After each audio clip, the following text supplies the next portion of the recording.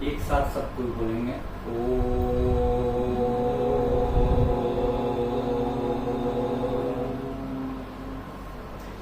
शिक्षक दिवस के दिन शिष्य गुरु संवाद केंद्र पर आज विद्यार्थियों के साथ हमारी चर्चा चल रही है। बहुत सारे विद्यार्थियों के प्रश्न आ रहे हैं और उनके शुभकामनाएं आ रही हैं। बहुत सारे विद्यार्थियों ने एक प्रश्न किया है कि शिष्य गुरु संवाद केंद्र क्या है। अब शिष्य गुरु संवाद केंद्र क्या है, इसको बता पाना बहुत ही मुश्किल है। शिष्य गुरु संवाद केंद्र एक एहसास है। वह एहसास है उन विद्यार्थियों के साथ बिताए गए क्षणों का जो आज से 27 वर्ष पहले मैं जब श्री गोविंद गुरु कॉलेज बांसवाड़ा में आया था तो वे सारे विद्यार्थी नियमित क्लासेज में आते थे। क्लासेज भरी रहती थी। उसके बाद वे क्लास के बाद अपने प्रश्न उठाते थे और वे प्रश्न लेकर के मेरे पास चले आते थे घर पर, और घर पर लगातार उनके प्रश्नों के साथ मैं विचार विमर्श किया करता था।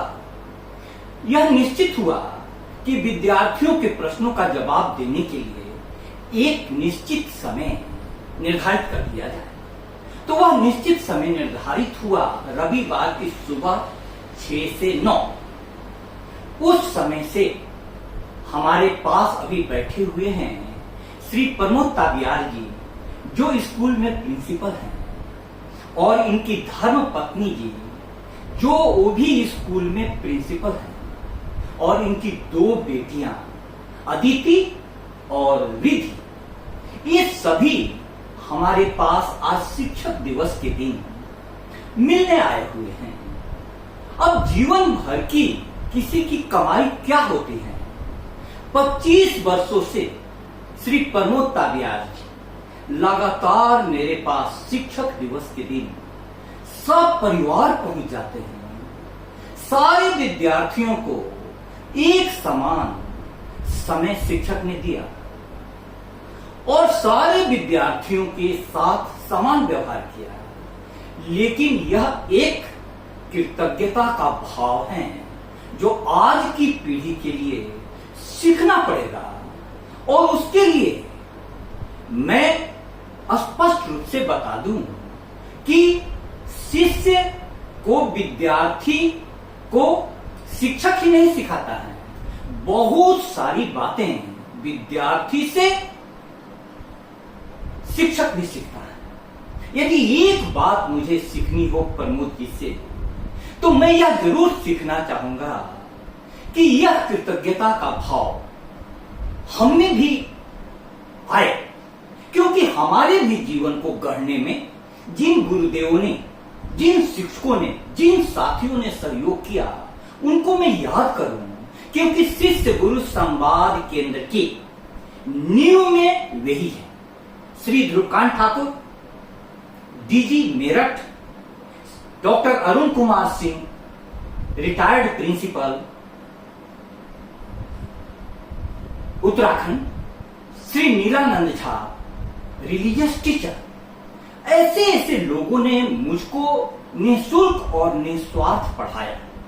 उसके कारण खेल की दुनिया से मैं शिक्षा की दुनिया में प्रवेश कर गया, और कॉलेज में जब 1996 में 26 अगस्त 1996 को जब मैं ज्वाइन किया था, तो ऐसे विद्यार्थियों से, प्रमोद जी जैसे जिज्ञासु विद्यार्थियों से मेरी मुलाकात हुई, और इनके प्रश्नों ने शिष्य गुरु संवाद केंद्र को इतनी ऊंचाइयां दी, इतनी ऊंचाइयां दी, मुझे पढ़ने का इतना मौका दिया। तो मैं चाहूंगा इस अवसर पर श्री प्रमोद ताबियार जी बताएं कि उनकी नजर में शिष्य गुरु संवाद केंद्र क्या है। पहले तो गुरु जी के चरणों में प्रणाम निवेदन करता हूं मैं। गुरु जी का पहली बार महाविद्यालय में आना और उसी दौरान प्रथम वर्ष कला वर्ग में मेरा प्रवेश लेना। महाविद्यालय में इससे पूर्व केवल 2 प्रोफेसर कॉलेज में थे और उनके दर्शन हो जाए तो सबसे बड़ी बात है। कालांतर में सर हमारी क्लास को लेने के लिए आते, हमने उनको देखा, बच्चों के प्रति उनकी भावनाएं बहुत सकारात्मक थी। ऐसे भावों को हमने कॉलेज में अन्य प्रोफेसर्स के माध्यम से कभी देखा नहीं, जिससे हमारा लगाव सर के साथ बढ़ता गया।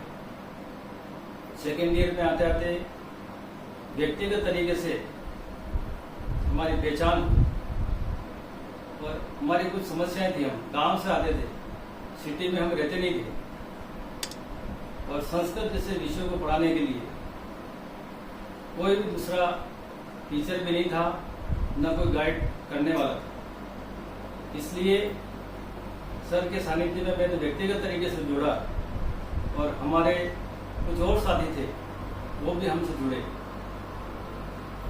रूम किराया लेकर के हम रहते थे और उसी के पास सर ने भी अपना मकान लिया, किराए से वो भी रहने लगे। और जो कुछ हमें कॉलेज में नहीं पढ़ पाते थे, समय का अभाव था, कक्ष निश्चित समय के लिए लगती थी वहां पर, उसके बाद छुट्टी हो जाती, कोई कमरा हमें पढ़ने के लिए मिलता नहीं था।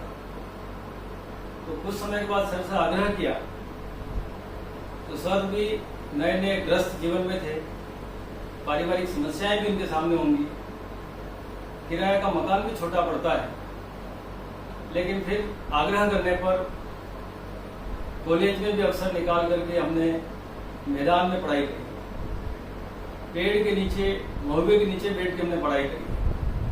सर ने अपना समय कॉलेज का जब क्लासेस खत्म हो जाती उसके बाद में भी हमें गाइड किया।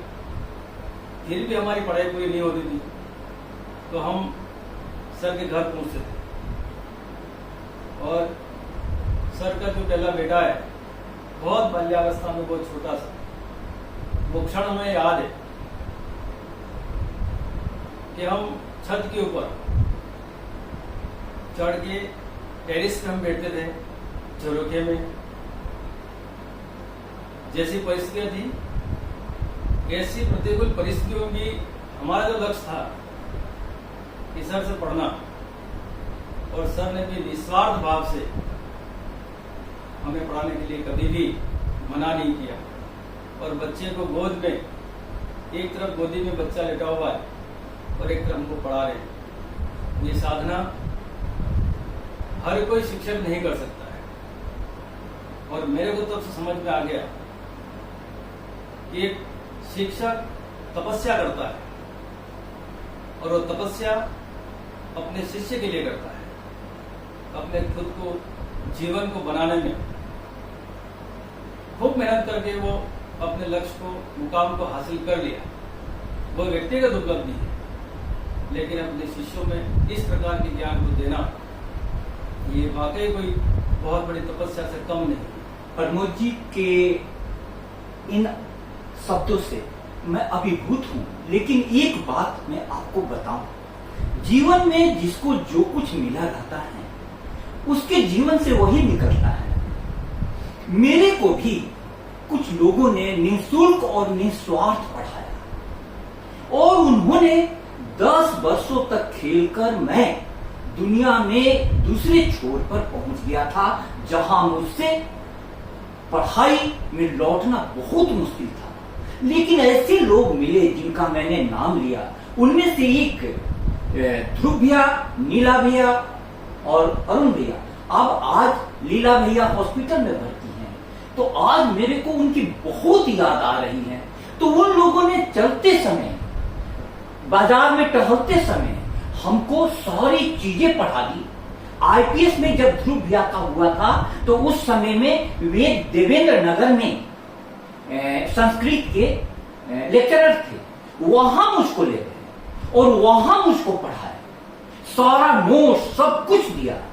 ऐसे लोगों के मिलने से अब इस अवसर पर मैं जरूर आपको ये कहना चाहूंगा कि आप लोगों की जिज्ञासा, एकलव्य द्रोणाचार्य के पास पहुंचते हैं और द्रोणाचार्य मना कर देते हैं कि राजपुत्रों के अलावा मैं धनुर्विद्या किसी को नहीं सिखाना।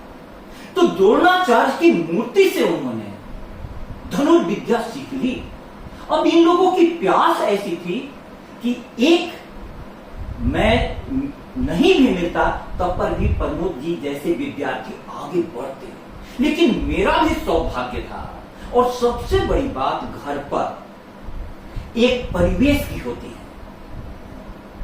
फिलोसफी डिपार्टमेंट की डॉक्टर अंजना रानी जी ने घर पर जो सहयोग दिया, उसके कारण हम लोग, मुझको कभी भी, क्योंकि घर पर मैं 3 घंटे बोलने के बाद कोई भी काम नहीं कर पाता।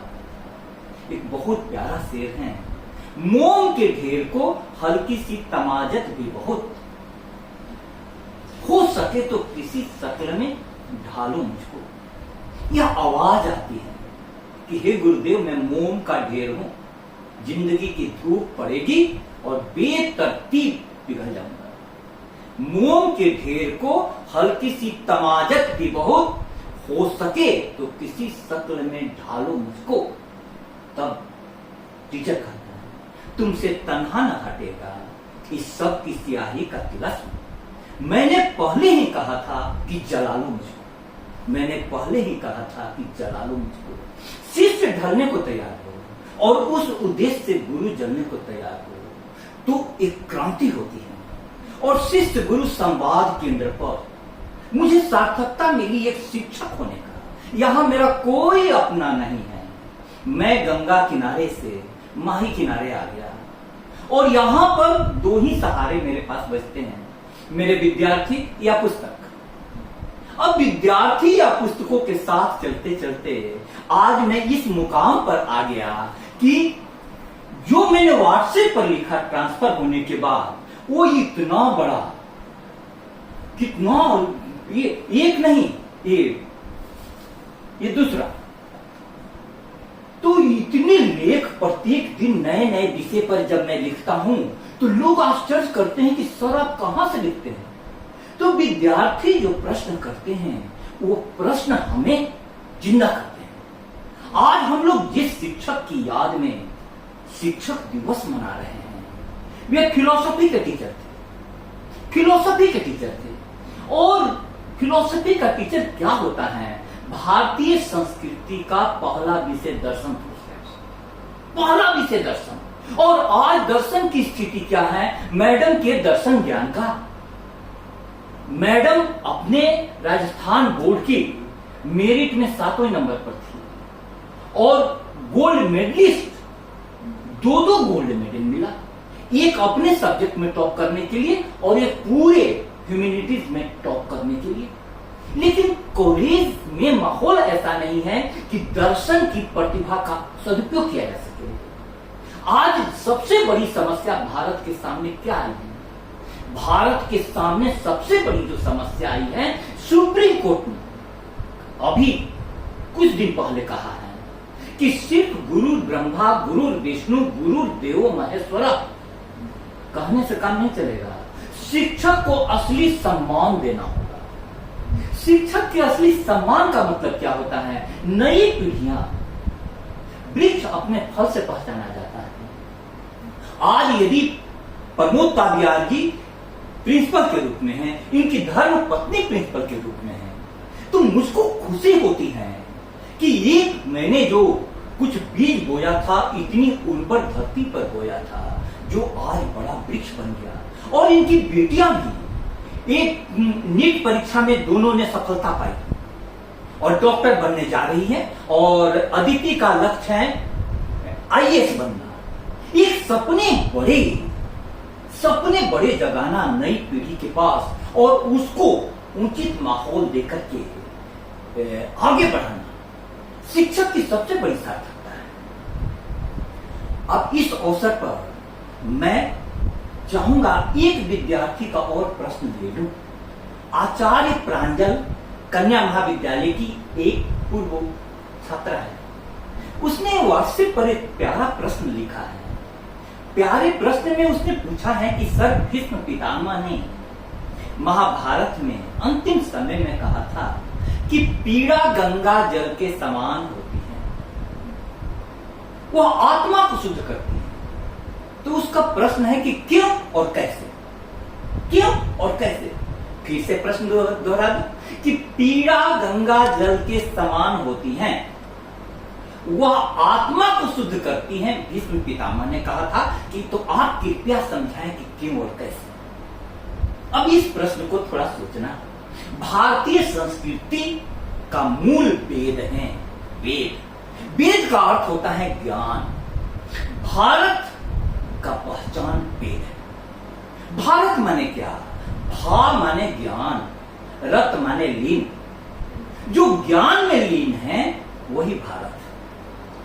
लेकिन हमारे शिक्षालयों की क्या दशा हो गई आज। सारे प्रिंसिपल, सारे विद्यार्थी, सारे नए टीचर बोल रहे हैं कि सर, यहां पढ़ने पढ़ाने का तो माहौल ही नहीं।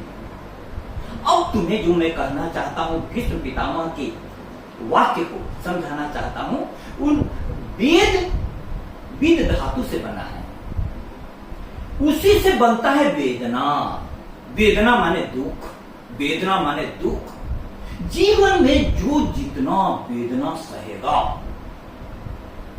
उसका ज्ञान उतना ही प्रखर होगा। आखिर बुद्ध राजमहलों को छोड़कर तपस्या करने क्यों चले गए? आत्मज्ञान की खोज में चले गए, वेदना के पीछे, पीड़ा के पीछे।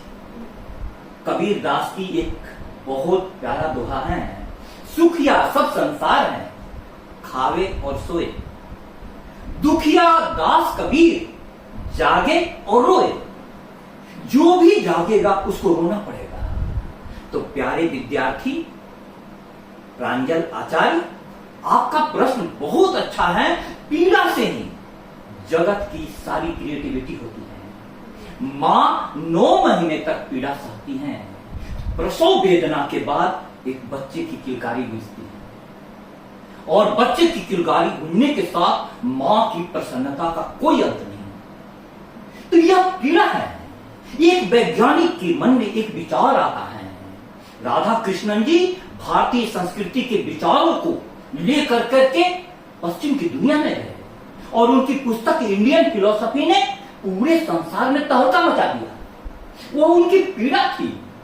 हम लोग पाश्चात्य विचारों से आप्लावित हुए जा रहे हैं। उसमें से हमारी क्या संस्कृति के पास देने के लिए कुछ नहीं है? भारत विश्व गुरु क्यों था? भारत विश्व गुरु धन के कारण नहीं था। भारत विश्व गुरु शक्ति के कारण नहीं था। भारत विश्व गुरु अपने ज्ञान के कारण था, और उस ज्ञान के लिए हमारे ऋषियों ने तपस्या की है। हमें यह समझना होगा नई पीढ़ी को कि जीवन में कुछ भी पाना है तो जीवन की कैसी परिभाषा करती हो वो तुम्हारे जीवन तय करेगा। आजकल के विद्यार्थियों ने एक परिभाषा कर ली है जीवन की, मौज मस्ती करना। नहीं, भारतीय संस्कृति के ऋषि कहते हैं जीवन एक यज्ञ है, लेकिन सिर्फ उनके लिए जो इस यज्ञ में स्वयं की आहुति देने को तैयार है। स्वयं की आहुति देनी पड़ती है।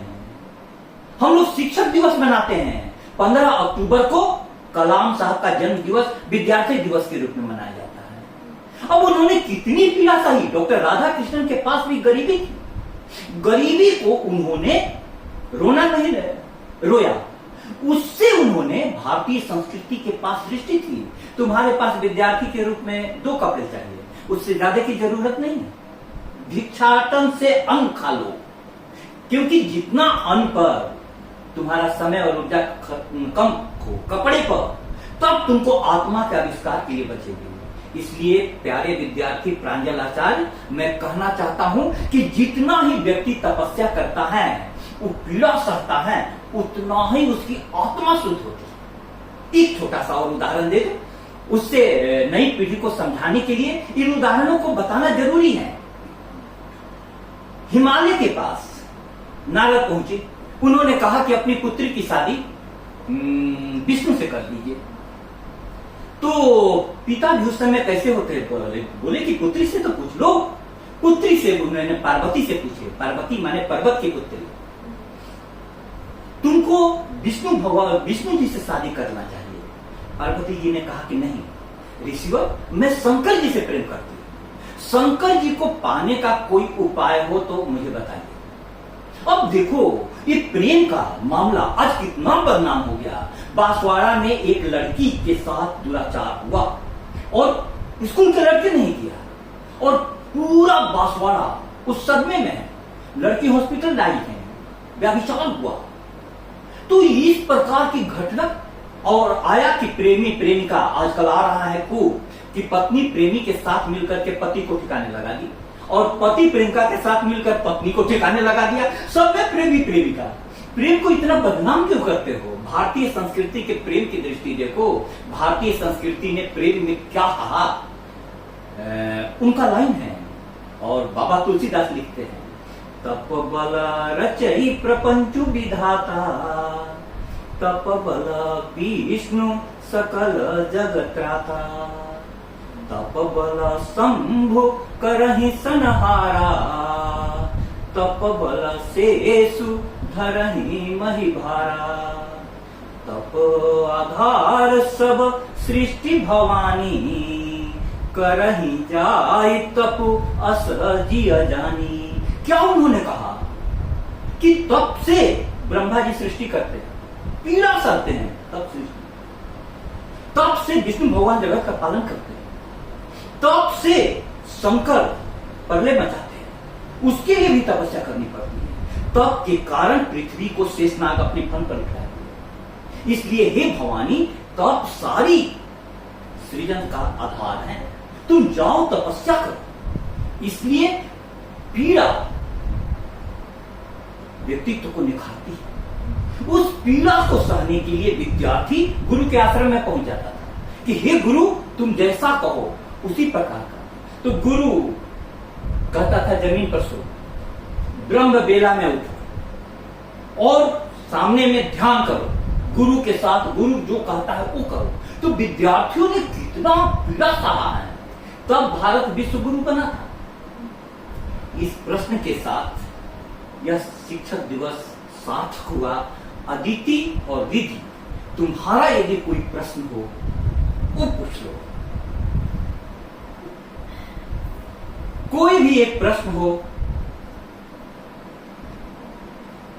आराम से सोच के, क्योंकि प्रश्न उठने चाहिए। किसी के भी मन में एक प्रश्न उठ जाए, क्योंकि तुम लोग हम लोगों के कितना बड़ा सौभाग्य है कि प्रमोद जी वो पूरे परिवार के साथ आते हैं। किस टीचर को ऐसा सौभाग्य मिलेगा? 25 वर्षों से एक आदमी का प्रेम। मैं सोचता हूं कि हे परमात्मा, कभी भी इनके नजर में मैं हमेशा इतना ऊंचा बना रहा। बहुत मुश्किल है आज शिक्षक को अपनी गौरव गरिमा के रूप में विद्यार्थी की नजर में उठे रहना। हम लोग तो ऊपर वाले से, बाहर से, सरकारों से डर नहीं लगता है, अपने विद्यार्थियों से डर लगता है, क्योंकि विद्यार्थी कितनी श्रद्धा से भरे हुए हैं। एक प्रश्न अदिति या रिधि, किसी का भी एक। मेरा एक क्वेश्चन है। हाँ। धन्यवाद पहले आपने मुझे ये अपॉर्चुनिटी दी क्वेश्चन पूछने के लिए। मेरा प्रश्न ये है सर कि हर किसी की जिंदगी में या विद्यार्थी जीवन में एक लो फेज आता है, जब वो बच्चा कोशिश कर रहा होता है, जो वो पाना चाहता है वो नहीं पा पाता है, और आसपास के जो लोग होते हैं, दोस्त, माता पिता, घर वाले, शिक्षक, सब मिलके उसे समझाने की कोशिश करते कि वो उसकी मदद करे। बट वो बच्चा जो फील कर रहा है वो उस बच्चे को ही पता होता है कि वो क्या महसूस करता है। और कई बार ऐसा होता है कि वो अपनी बातें समझा नहीं पाता है, वो कितनी भी कोशिश करे, सामने वाला नहीं समझता, और वो इस चीज में लगा रहता है कि मैं और कितना करूं, हार के वो एक पल बैठ जाता है। तो उस चीज से, उस फीलिंग से वो इंसान कैसे उभरे और अपने आप को स्ट्रॉन्ग बनाए? ये वाला अदिति को लगा दीजिए। नहीं, आप तो पूछ लिया। हाँ, नहीं, ये एक बार फिर से सरल रूप में आपका प्रश्न मैंने सुन लिया, एक बार और सरल ढंग से, ताकि मेरे विद्यार्थी उस प्रश्न को समझ। हाँ, पहली बार धन्यवाद, आपने मुझे अपॉर्चुनिटी दी क्वेश्चन पूछने के लिए। मेरा सवाल ये है कि विद्यार्थी जीवन हो या किसी का भी जीवन हो, हर किसी की जिंदगी में पल आता है कि वो बहुत संघर्ष करता है किसी चीज को पाने के लिए, पर वो उसे नहीं मिलती है। और घर वाले, गुरुजन, भाई बहन, दोस्त सब उसे समझाने की कोशिश करते हैं, उसे सांत्वना देते हैं, पर एट द एंड वो बच्चे को ये लगता है कि कोई मुझे नहीं समझ रहा, कोई कितना भी करे बट वो सामने वाले को पता है कि वो क्या फील कर रहा है, और ऐसा लगता है कि मतलब बस खत्म हो गया, एकदम बिलो द बेड चला जाता है, लो फेज में चला जाता है कि अब मैं कैसे उठूं अपने आप से। अदिति, मैं आपका प्रश्न समझ गया। आपका प्रश्न यही है कि आप किसी लक्ष्य के लिए अपनी तरफ से एक ईमानदार प्रयास आपने किया, उसके बावजूद भी आपको वो लक्ष्य प्राप्त नहीं हुआ। अब पूरे परिवेश आपकी सिर्फ रिजल्ट से मतलब रखता है, आपका आकलन आपके रिजल्ट के आधार पर करता है, तो क्या उस तपस्या का, क्या उस ईमानदार प्रयास का कोई महत्व नहीं है? और उसमें व्यक्ति क्या करे? प्रश्न यही है। एक शिक्षक के रूप में मैंने आपका प्रश्न पूछा, अब आप इसका जवाब प्रेम से सुनिए। 9th क्लास में अचानक मुझको क्रिकेट के प्रति दीवानगी पैदा हुई। 2 घंटे, 3 घंटे, 4 घंटे से 10 घंटे पहुंच गया कब क्रिकेट का खेल। मैंने सोचा कि क्रिकेट के द्वारा ही मुझे सब कुछ प्राप्त करना है, तो एक लक्ष्य मैंने बना लिया क्रिकेट की दुनिया में। इतनी दूर मैं निकल गया कि बोर्ड की परीक्षा के समय में चंडीगढ़ मोहाली स्टेडियम में खेलने गया, बिहार अंडर 19 सीके नायडू। तो मेरा जीवन ही क्रिकेट था। क्रिकेट के कारण पटना कॉलेज, पटना यूनिवर्सिटी में मेरा एडमिशन हुआ। अच्छा खेल रहा था और सोचता था कि सब कुछ, लेकिन मेरे जो क्रिकेट के गॉड फादर थे श्री सुशील मिश्रा जी को आज मैं याद करूं। देखो कैसे कैसे व्यक्ति जीवन बदलता है। वे बार बार समझाते थे कि तुम इतना खेल रहे हो, पढ़ाई को भी साथ में रखो, 2 घंटा सुबह पढ़ो, 2 घंटा शाम खेलो, लेकिन पढ़ाई मत छोड़ो।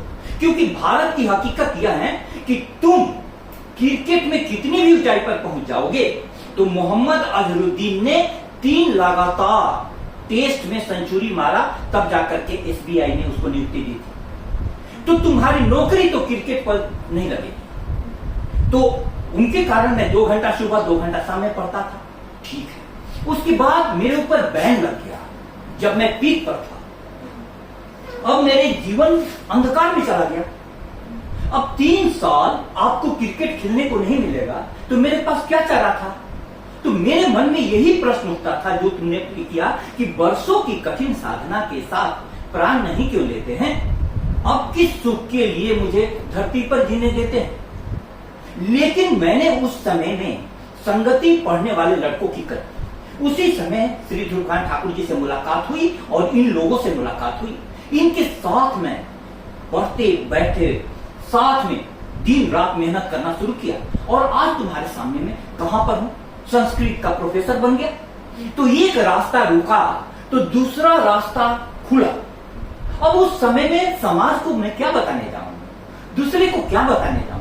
एक बात अदिति तुम ध्यान में रखना, परमात्मा के जगत में हमको एक, जब मैं बहुत अंधेरे क्षणों में था, मैं तुम्हें बता दूं, तुम लोगों के जीवन में ऐसा क्षण आ रहे हैं, और जो जितना टैलेंटेड विद्यार्थी होता है उतनी ही जल्दी डिप्रेशन में जाता है। मूढ़ों को कोई अंतर नहीं पड़ता, डिप्रेशन में टैलेंटेड विद्यार्थी जाते हैं। तो तुमको, मैं एकदम टूट गया जब मुझ पर बैन लगा क्रिकेट का। तो मैं रामकृष्ण मिशन आश्रम में जाता था, स्वामी विवेकानंद के साहित्य पढ़ता था। तो वहां के एक साधु ने मुझको कहा कि तुम इतने निराश क्यों? मैंने भी कहा कि सर अब मैं क्या करूंगा, 10 साल से मैं क्रिकेट खेल रहा हूं और मुझ पर बैन लगा दिया गया। तो उन्होंने पूछा रिजल्ट कैसा रहा? सब बोले कि तुम तो थ्रू आउट फर्स्ट डिवीजन हो, तुम्हारी पढ़ाई में गति हो सकती है। एक लाइन उनकी मेरे दिलो दिमाग में घुस गई कि बेटा, इस जगत में कितनी भी अव्यवस्था हो, परमात्मा के यहाँ व्यवस्था है। तुम मेहनत करो, तुम्हारी मेहनत का नतीजा जरूर निकलेगा। आज उस शिक्षक को भी याद करो, थोड़ी सी मुलाकात, उनकी इस बात ने मुझको सहारा दिया। पढ़ाई में मेहनत किया, और पढ़ाई में मेहनत के बाद मुझको सफलता मिली, कॉलेज में लेक्चरर बन गया। उसके बाद दूसरा उदाहरण, शिष्य गुरु संवाद केंद्र पर इन लोगों के साथ में दिन रात समय देता था।